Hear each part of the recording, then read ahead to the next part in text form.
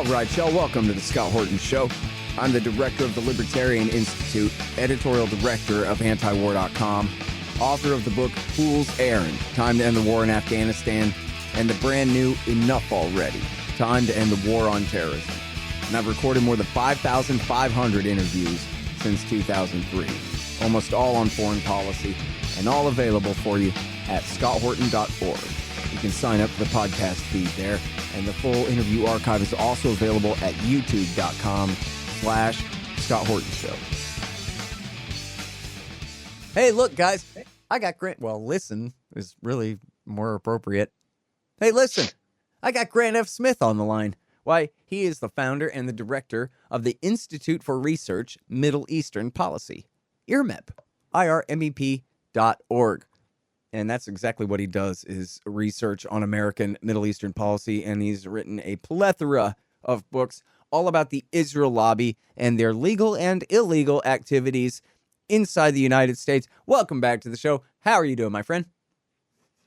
Doing very well, Scott. Thanks for having me on again. Great. You're welcome. Hey, you wrote a thing. I really like it. Israel's nukes make U.S. aid illegal. Huh. Is there such a thing as a law that dictates the behavior of government agents? I hadn't heard that. I thought law was just for us little people. Yeah, I wrote about that. It's not like I haven't written about it a million times before, but I was really intrigued when Peter Beinart, I think it was on the 12th of this month, came out with a New York Times essay called America Needs to Start Telling the Truth About Israel's Nukes. And it got a lot of attention, a ton of people retweeting it, a lot of pushback. But what struck me about it is how little Beinart appeared to know about some of the infrastructure around that lie of omission that's been going on since the Nixon administration. So I was really intrigued. And it's something I've seen before in other places where people start picking up the story, and then when they realize what's happening a little bit deeper, they kind of put it back down. So I was eager to get into some of the things he left out of his essay, and you guys were gracious enough to put it up over at antiwar.com, and then Phil Weiss poached it for his site. Great. So got a lot of play. Yeah. Yeah, man. Hey, look, when those nukes go off, they're hotter than the sun. So that's everybody's business. Yeah, absolutely. Well, I think the interesting thing that keeps coming up over and over and over again is what impact does it have for the U.S. to be in lockstep with the Israelis in not admitting that they have nuclear weapons. Every time an administration comes into office, there is a concerted attempt by Israelis and their lobby to get them to sign off on a letter saying that they won't talk about the Israeli nuclear weapons program. And so we sued the National Archives for those letters, and they fought for a long time not to release them. And so the question is now, today, as the Naftali Bennett and Joe Biden meeting takes place at the White House, whether the same request for a letter took place or not. The timing's right. Biden's under pressure. The Israelis have lots of levers they can pull against him. The last thing they want is for him to pressure them in any way as they insist that Iran's nuclear program's the problem, and that the lie of omission is that if the Iranians were to get a nuclear weapons program, it would initiate an arms race in the Middle East, as if Israel hasn't had them since the mid-'60s. So it's a relevant thing to be talking about. And I think, the biggest problem with the Beinart article and even some of the responses to it is they just don't understand some of the background in how the president's said, yes, we'll be quiet about that and we'll engage in strategic ambiguity. And then two senators who actually visited the CIA because they were outraged after they caught wind of the diversion from the NUMEC facility in the mid-60s. Enough weapons-grade uranium to feed the Israeli program and produce a dozen weapons. But they kept visiting the CIA and asking what happened, and they were mad there was no accountability, and so they limited the president's and supposedly their own maneuverability by passing amendments to the Foreign Assistance Act, which are now part of the Arms Export Control Act, saying, look, if you're going to deliver aid to a non-NPT signatory nuclear weapons state, first of all, you've got to justify publicly in a formal request for a waiver to Congress that there's a compelling need to keep doing that, even though our non-proliferation regime is being trashed, or you got to just stop giving aid. And so that was a significant supposed accountability moment on this whole scheme to give aid without ever, talking about the nukes. So that's been in place since the mid-70s. And Beinart apparently didn't realize that. He didn't realize why, beyond just being nice or ignorant, the U.S. government would be walking in lockstep. But one of the reasons presidents are pursued by reporters like Sam Husseini, who's aggressive as a bulldog, and even Thomas, who asked Obama before she died if there's any state in the Middle East that had nukes, and he said he didn't want to speculate, is if they admit that while in office, not like Carter, who admitted after he left office, if they formally admit they have nukes, then it raises the questions why they're violating this law. And so it's a great reminder of how corrupt many things having to do with the aid are. And this is the single biggest portion of the U.S. foreign aid budget going to Israel. No real reason to continue it. It's been just billions and billions of dollars since the limitations were passed in the Symington and Glenn amendments, and yet here we are with the issue surfacing once in a while. Another thing that came out earlier was Archbishop Desmond Tutu wrote a piece in I think it was The Guardian earlier this year, in which he made basically the same argument. He said, look, as this state becomes increasingly an apartheid state, just like South Africa, and has nuclear weapons, just like South Africa, it's time for you to come clean on both of these issues. It was just basically a letter to Biden. And so, it's not just one or two voices asking for this accountability, but of course that didn't have any impact. So it's interesting times here. All right, now, Grant, I got this clip here from your YouTube channel of Sam Husseini going after Chuck Schumer, and it's just a short clip, 3/4 of a minute. Let's listen. Yeah, let's roll it. Yeah, I didn't get your question. Do you acknowledge that Israel has nuclear weapons? I'm not. You can go read the newspapers about that. You can't acknowledge that Israel has nuclear weapons, sir. It is a well-known fact that Israel has nuclear weapons, but the Israeli government doesn't officially talk about what kinds of weapons and where, etc. Should the U.S. government be forthright? Okay, we'll move on. Jamie? You talked about working families. And Pelosi had no comment. No, she's standing there like a statue. And, he tried to keep it going. He knew where to go with that line of questions. That might be the most honest clip of Chuck Schumer I've ever seen.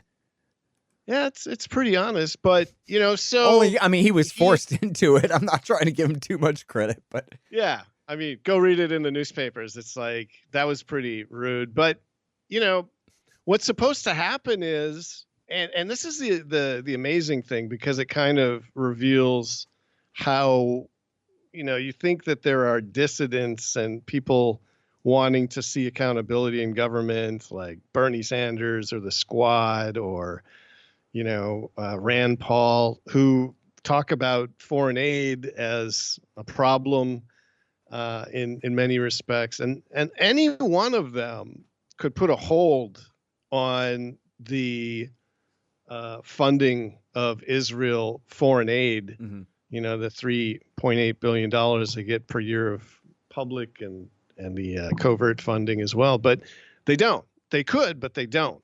And I asked the rep from D.C. where I live, who has no power or can't cast votes, but she knows what's going on the Hill, if anyone had ever filed a waiver letter saying, yeah, we're going to provide this aid, even though we know Israel has nuclear weapons, just like the CIA says, and all these reports that were ultimately declassified. And she said, nope, nobody's ever done that. So it's kind of refreshing to know just how corrupt things really are, that there is a major law that should be creating accountability and everyone just ignores it. It's, refreshing. That was my joke at the top of the show there. Oh, there's a law, huh? And then they just never apply it ever? Oh, okay. Why they even bother amending the damn thing then? Yeah, I don't know. Well, there have been, I think Marco Rubio made a couple of attempts in some legislation to kind of erase the impact of it. Kind of like when, all the telecom companies were caught illegally wiretapping the main backbone of the internet, and they all got sort of retroactive immunity for that after 9/11. I'm not unrealistic in thinking this is like the magic bullet that could create accountability. If there was any movement toward accountability, we would see something, I'm sure, along the lines of retroactive immunity that would completely undercut the Symington and Glenn amendments. But the thing is, they've been on the books for so long, and they've obviously had such a great impact in maintaining strategic ambiguity to the extent that Obama even passed a gag order on contractors and federal agency employees never to talk about Israeli nuclear weapons, that, it would be somewhat stunning to see the final grift that makes all of the aid legal retroactively. I mean, completely expected, but, the kind of corruption that I guess Americans are just growing increasingly inured to. I don't have to tell you after, finally seeing the government and every complicit agency is now leaving Afghanistan as per your book recommended years ago. I don't have to tell you about waste, fraud, abuse, and dumping money into a rat hole. But this is a very interesting case because of that. And the other thing that was in the article talks about how we can never really get the story straight because strategic ambiguity is impacting document releases. The Freedom of Information Act, since COVID broke out, has been almost impossible to use because a lot of federal agency employees weren't anywhere near the physical files they needed to search. And a lot of the stuff I asked for is actually paper. So as bad as it was before, it's been basically inoperable. And that includes MDR appeals to ISCAP and other, intelligence circles that can actually release stuff. So I used as an example something we got before COVID, which was asking for Rafi Eitan, the spy who handled Jonathan Pollard's file from the CIA. And I figured I could get something because I asked for it a couple of days after he died.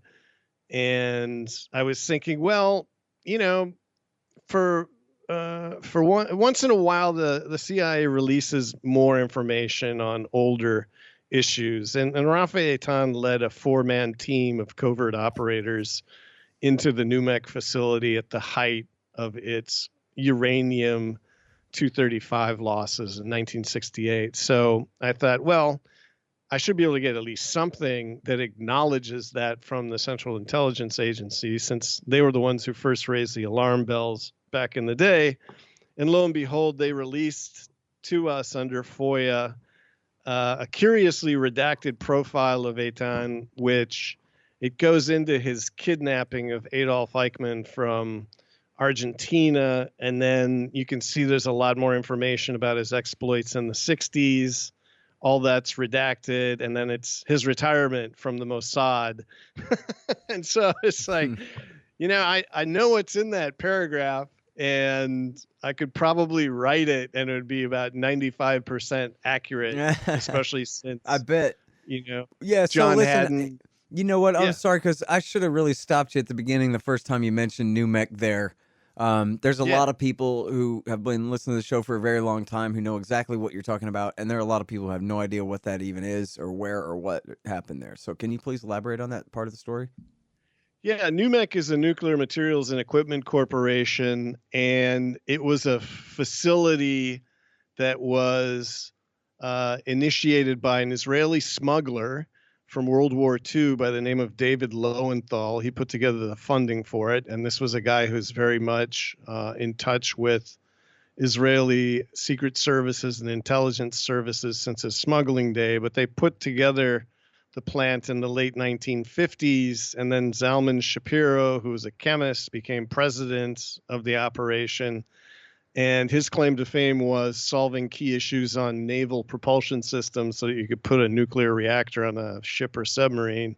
So when he left the services of a Navy contractor, he started making fuel for the Navy, which involved receiving large quantities of weapons-grade uranium hexafluoride, which he could manufacture into pellets, but he could also divert to Israel to build gun-type bombs or to fuel a plutonium-based nuclear weapons facility. And so the conclusion of two high CIA officials was that he was involved in the diversion of nuclear material to Israel. The CIA did some checking around Dimona for samples and found the same signature of the relatively rare U-235 that was being processed, so to speak, at NUMEC around Dimona. They wrote numerous reports. Carl Duckett, who was their technology guy, and John Haddon, who was the CIA Tel Aviv station chief, were both unequivocal that a diversion took place. But there was just never any accountability for it. Instead of, charging Shapiro with the Atomic Energy Act espionage that he should have been charged with, he instead was shuffled away from NUMEC through a buyout and then through various jobs. And he only really had an accountability moment when he tried to apply for a presidential technology award during the Obama administration, but even though he had a bunch of people trying to give him accolades for his service in solving Nautilus problems for the first nuclear submarine, they wouldn't do it because the Department of Energy and the Nuclear Regulatory Commission didn't go along with the effort to whitewash his records. So he died with no exoneration of his espionage, which, by the way, had eyewitness accounts on file and all sorts of other proof beyond the transmission of the samples. So NUMEC is a lingering problem because it's still a toxic site. It was such a ramshackle, underfunded smuggling front that they wound up polluting large sections of the environment around Parks Township and Apollo, Pennsylvania, which I visited and spoken to residents and government people about, that they can't really move forward. There's this on again, off again, $250 million toxic cleanup, and the town, just can't reemerge. It can't sell the site. It can't develop, this big place right in the middle of town that was torn down. So it's a lingering issue. And it really is a phenomenal story of the type that should at least have a Hulu or Netflix documentary, but the culprits are the wrong type, and the outcome is too embarrassing. And, you had three separate officials who were high officials in the Zionist Organization of America working at the plant, some of the most rabid Zionist lobbyists in the United States in terms of their activities. You have the fact that Shapiro, who was running the plant, refused to live in Apollo. He lived in a leafy suburb of Pittsburgh.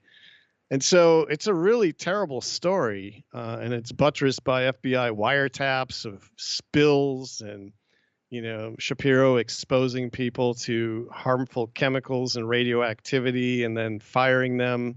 it's just an incredible story, but nobody will touch it. I wrote a book about it. Roger Mattson wrote a book about it. He also spoke at our annual Israel LobbyCon at the National Press Club. You can watch him on C-SPAN. He's probably the most polished presentation of the issue because he worked at the Atomic Energy Commission and Nuclear Regulatory Commission. But it's like the open secret of Israel's nuclear weapons. The fact that they help pollute a portion of the United States to get some of their materials that they couldn't get from any other source there's never been any accountability for it. Okay, hang on just one second. Hey, y'all, Scott here for EasyShip.com.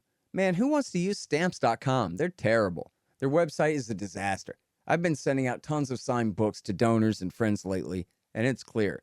The only real alternative to standing in line for the 1990s technology at the post office is EasyShip.com. Preparing and printing labels with EasyShip.com is as easy as can be, and they are cheaper and better than Stamps.com. You can even send 100 free packages per month. Start out at scotthorton.org/EasyShip. Hey, look here, y'all. You know I'm for the non-aggression principle and all, but you know who it's okay to kill? That's right, flies. They don't have rights. Fly season is here again, and that's why you need the Bug Assault 3.0 Salt Shotgun for killing flies with. Make sure you get the 3.0 now. It's got that bar safety on it so you can shoot as fast as you can rack it. The Bug Assault makes killing flies easy and fun. And don't worry about the mess. Your wife will clean it up.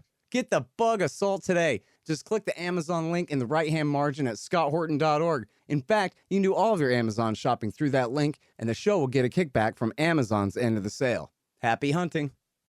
Hey, y'all, Scott here for Lorenzotti Coffee. It's great stuff. It's actually how I'm conscious and recording this spot right now. You probably also like and need coffee. Well, Lorenzotti.coffee's got a great dark roast and these really cool grinders so you can brew it as fresh as possible. Here real soon, they're also going to have a nice medium roast and other options available. Check them out at Lorenzotti.coffee and use promo code scotthorton.org to save 10%. They ship fast and it tastes great. Support good anti-government stimulant suppliers. Go to Lorenzotti.coffee today. So, you also wrote this book, Big Israel. Like Big Tobacco or Big whatever the hell lobby. So, how come the Israel lobby is so influential in Washington, D.C., if, as you're constantly documenting, their interests and ours are so divergent on so many important issues?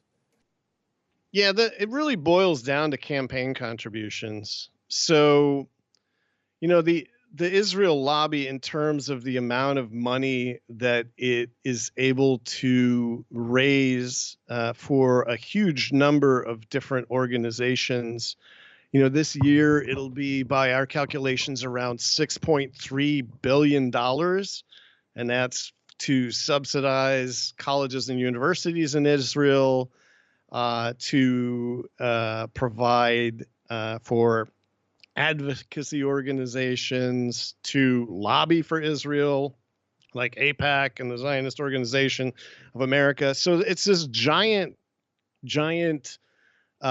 entity in the United States, which, although it doesn't have that many employees, it's only about 14,000 across the ecosystem. There are a lot of supporters, and the amount of money that's raised and put into these organizations. There was a Blackbaud study not too long ago that kind of did some correlation coefficients to, well, if these guys are donating, $1 million to a charity, what's their likely political action on the same cause to get things done on Capitol Hill? And it was a pretty high correlation. So, if there's about $6 billion being devoted to sort of 501c3 or ostensibly charitable activity, I would estimate, in terms of dark money PAC operations, contributions to candidates, commercials that are funded for and against candidates, like you saw in the recent case of a race between two potential members of Congress, but one of them was pro-Israel and the other wasn't. And of course, who won? Because she got so many last-minute campaign contributions. And dark money behind her. So there's this vast infrastructure that's mostly invisible of channeled stealth PACs, individual contributions going to candidates that, if you believe a lot of the people who raise money for a living here in Washington, these are the first people you go to for a campaign and the last people in terms of finishing up a political campaign. They're just absolutely key in terms of getting your campaign off the ground. The first thing you do is write a paper and circulate it and say, look, my platform is going to be pro-Israel than anything. I'm going to accept the move of the embassy to Jerusalem. I'm going to lobby hard for U.S. attacks on Iran. I'm going to do this. I'm going to do that. I want troops to be in Syria forever. You know, anytime Israel wants to use U.S. weapons and ammunition pre-positioned there, I want them to get that and not have to pay for it.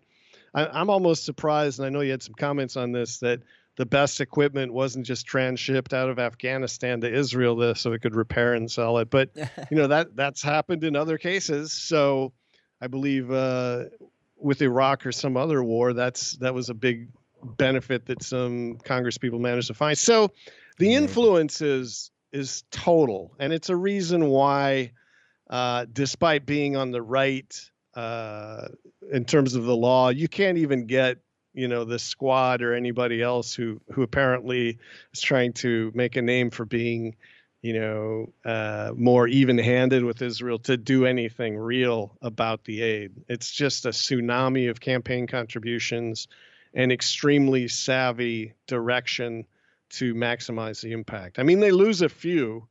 You know, they lost their head of the Senate Foreign Relations Committee to upstart Jamal Bowman. But for the most part, they're very successful in getting in candidates who have already promised that they will forward the cause of Israel from within government. And once you have that, it really doesn't matter much how people feel, what public opinion polls say about increasing support for the Palestinian view of the conflict. You know, people who hate corruption in government, people who hate forever wars. You can pretty much overwhelm all of that if you have a campaign contribution network that is finely tuned to rope in U.S. elected officials. Yeah. So, and I know there is a lot of it. You just described the smuggling of weapons-grade uranium and all of this stuff. But besides any kind of black ops or any kind of blackmail or anything, it sounds like your answer is they play the game of American democracy better than anybody, right? That's it. Yeah, like big tobacco or big. Yeah, that's the argument. The AARP, they get what they want too, right? And Stephen Walt. Yeah, I don't think that's a fair assessment. No. And no, because, you know, again, I mean, that's kind of what you just said, right? That they're just organized as hell and they donate like crazy. And I think I was the first one to mention blackmail in the conversation, right? Right, like Jeffrey Epstein stuff or anything like that. You're just saying, I think what I heard was they play the game of American democracy extremely well. Yeah, and that's absolutely something I would never say. Other people have said it. Again, John Mearsheimer and Stephen Walt say that. But my point is this, and again, this is getting back into a history that I just keep repeating. In 1962, after discovering that money came in from overseas to set up AIPAC and to set up the Near East reports and to fund Isaiah Kennan to lobby for foreign aid packages for Israel, all of that money was foreign. And there was a lot of coordinations of messaging and goals with the Israelis. That's why the umbrella organization for the Zionist Organization of America and AIPAC and several others were ordered by the Justice Department to register as Israeli foreign agents. Now, this is being done. This was done by the Kennedy administration because they had the lobby cold and they had the money, they had the vouchers. I put up a lot of those vouchers on the internet. And that's what backed the order, saying you guys have to start registering as Israeli foreign agents. You can't just keep pretending that this is a completely arm's length domestic operation. And I note that today, before meeting with President Biden yesterday, Naftali Bennett spent his first and key meetings with Harold Corr, the head of AIPAC, to get everything set up and get their stories straight. And that is the type of relation it is. It's like, okay, I'm going to go meet with my proxies and surrogates in the U.S., and we're going to figure out how we can get everything we need before I even go talk to the president. That's not a normal arm's length relationship. And I still think that AIPAC should be registering as an Israeli foreign agent, filing reports every 6 months, disclosing what it's doing, even if it raises all of its money domestically. Why? Because it was set up with foreign money, and it was set up in collaboration with the Israeli Ministry of Foreign Affairs. That's where its founder worked for years and years and years, and he was ordered to continue registering as their agent, but just simply refused to do it. So I don't agree that this is all legit. I don't agree it's as American as apple pie, because it's just got too many foreign nexuses. And AIPAC, as we've noted on other shows, has been investigated for espionage 3 times.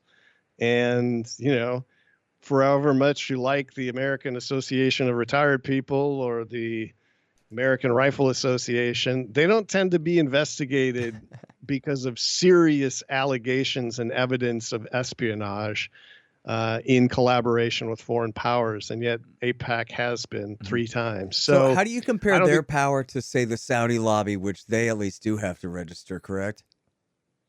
The Saudi has some DC lobbying firms. Well, so does Israel, though, but they have some DC lobbying firms that do a lot more work and register a lot more than any Israeli entity does. But their main lobbying power is their economy. I mean, they almost don't have to lobby, because every American company, particularly in the energy sector, wants a piece of their projects. They want to be over there. They want to build the petrochemical plants. They want to transport the petroleum. You know, the Treasury Department wants all the oil sales to be based in dollars. So their economy and their energy reserves are their lobby. And so they don't actually have to do a whole lot to get the United States to, for example, get behind their genocidal attacks on Yemen, and to funnel them with the best weapons, and to, you know, side with them against Iran. It's not because they have these assiduous lobbying groups. It's just because the entire U.S. economy depends on their economy. So Israel has nothing like that. It's managed to rope in Andy Grove from Intel to set up a chip fab on occupied territory. It's managed to rope in Microsoft to do some things there, but it doesn't have any inherent economic powerhouse, absolutely have to have it attributes for the United States that Saudi Arabia does. So I'm not defending the Saudis. I think that relationship is crooked too. There's no accountability over there anyway, or either, in terms of the, you know, the families are trying to unearth whatever connections there may have been between the royal family and the massive support for the hijackers, but it's completely different. I mean, even if they stopped all of their relationships with DC lobbying firms, that would continue, because they have such valuable resources that the United States simply cannot do without. Yeah. Well, I'm not so sure about that part, but certainly we get nothing out of our relationship with Israel unless, you know, you actually own stock in Lockheed and get to cash those dividend checks or whatever. Then I guess you're on the American dole by way of Israel that way. But otherwise, well, yeah, you know, in terms of sales, though, if you look at Lockheed, Boeing, and all the big contractors, they really, you know, despite Israel being the leading beneficiary and having everything paid for by the U.S. taxpayer, it's nothing. It's a drop in the bucket compared to U.S. arms sales to other clients. So yeah. I get the feeling that many of them would be happy not to have anything to do with the Israelis, because, again, $3.8 billion is really not that much And they'll on a turn yearly over all the basis. secret high tech to the Chinese for a song too.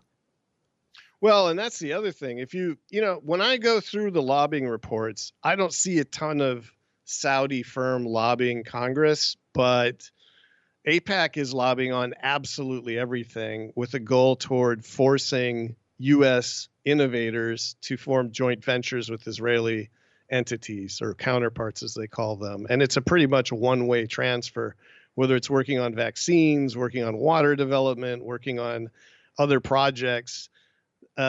The U.S. is always the funder of these, associations and partnerships, and the Israelis are always the beneficiaries of the technology. And so if you go through AIPAC's lobbying disclosures, it's this constant entwining and embedding of Israeli interests into the U.S. economy by force of the U.S. government.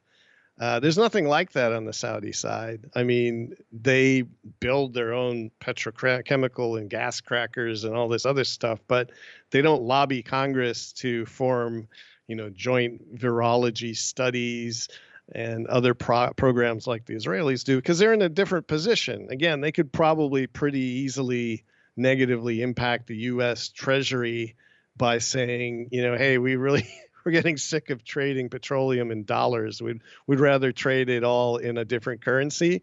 That's the kind of power that doesn't need to lobby very much. But, Israel doesn't have anything like that. It doesn't have the power to make, the U.S. Department of Treasury sweat. So that's where a lot of the deference comes from. It doesn't come from lobbying. It just comes from a wholly different economic, I would say, might and configuration in terms of wealth and their energy reserves. I was just thinking, I guess I could actually claim to report to you that the Israelis got nukes because I got it from Mordecai Vanunu himself in a conversation on Twitter back, I don't know, 5 or 8 years ago or some kind of thing. When I was asking him how many, and he said, just read the London Times story. I stand by that, which good enough for me. And he said that right to me. Yeah. So that meant 200 nukes. What do you know about that? How many? I actually see reports. Recent reports had it. I forgot who it was. Federation of American Scientists or somebody like that said they only have 50. What do you know? Yeah, I saw that too. Jimmy Carter says 150. Was it FAS? Did I get that right? My foggy footnote there? Yeah, the Federation of American Scientists. Yeah, they try and get a lot of stuff declassified. Sometimes I get it first. Sometimes I get it first. But the bottom line is it doesn't matter that Mordecai Vanunu said that or that, Jimmy Carter said it after he left office, because you'll recall we tried to sue one time to block the aid package on the basis that it had already been officially recognized that Israel was a nuclear weapons power. And that actually was something that went to not only, the DC circuit, but to the Court of Appeals. And the standard here, though, is official recognition, and that means by the president. And that's why when, again, Helen Thomas asked Barack Obama, do you know of any nation in the Middle East that has nuclear weapons? He had to shift from one foot to the other and hem and haw, and he gave this bloviated, long-winded answer about an unrelated topic before finally saying he didn't want to speculate. If he had said yes, we've known that since the mid-1960s when they stole our uranium, then that would be acknowledgement and official recognition. But the court wouldn't even accept CIA assessments from 1974 saying that the Israelis had nuclear weapons. They wouldn't take a Department of Defense analysis of all the work on hydrogen bombs and attempt to use SOREC and other U.S. donated facilities for nuclear weapons development. They wouldn't take that as acknowledgement. The way the Symington and Glenn amendment is written firmly places the recognition duty in the executive branch. So it's got to be a president. It's got to be a president who's in office. And this is why the Israelis always rush the president at the beginning of the administration, demanding a letter saying that they are not going to go into that during their administration. And there's a great piece in the New Yorker about that that was written a couple of years ago and helped us with our lawsuit against the National Archives. But it's embarrassing. I mean, it really is. It's like, the first thing a president has to, and the Trump administration was actually irritated by the thing. So they had other priorities when they came in, and yet they were just being bum rushed by the Israelis and some U.S. entities to sign off on this letter on the basis that everyone else had signed off on it and that Israel needed to keep a copy on file.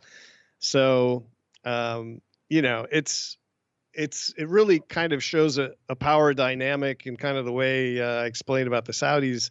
Because of their lobby, not because of their inherent value, Israel is able to pressure a president into saying, yeah, okay, all right, I'm not going to ever mention your nuclear arsenal. And the reason they don't do that, which again, Peter Bauer didn't appear to know about, is because if a president does officially recognize it, the game is kind of up as far as Symington and Glenn, and it will be more work for the lobby to unwind that. Right. So that the other major consequences, if say Biden said, look at me, I'm senile. I hereby officially recognize that Israel has nukes and that everybody knows that. Take that to court, everybody, said the president of the United States, end quote. Then what all would change besides the Symington and Glenn? Yeah. Which that's a big deal, ending aid there. Would that end all military aid? Well, I mean, he would have the option of signing a waiver that said, but because Israel is such a valued ally, and they did that with Pakistan. They were trying to get Pakistan to behave, and they're not a signatory either, and they also have nukes. Right. So they did sign a waiver for Pakistan.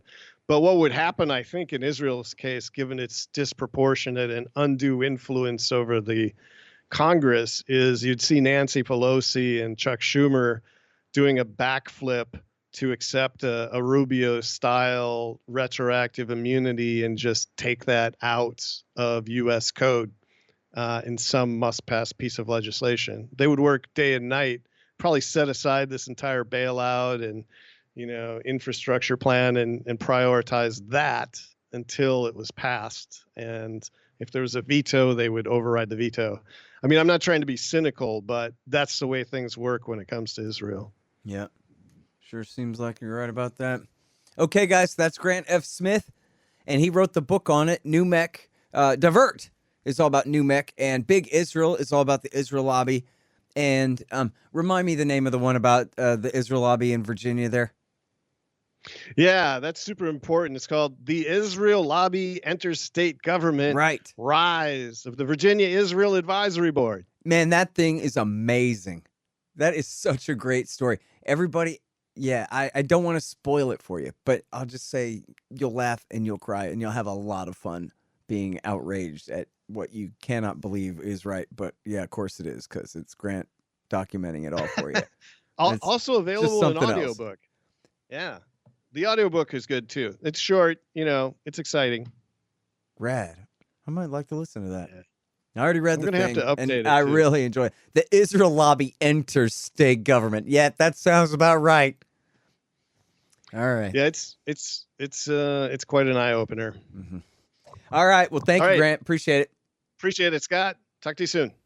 The Scott Horton Show, Anti-War Radio, can be heard on KPFK 90.7 FM in LA, APSradio.com, antiwar.com, scotthorton.org, and libertarianinstitute.org.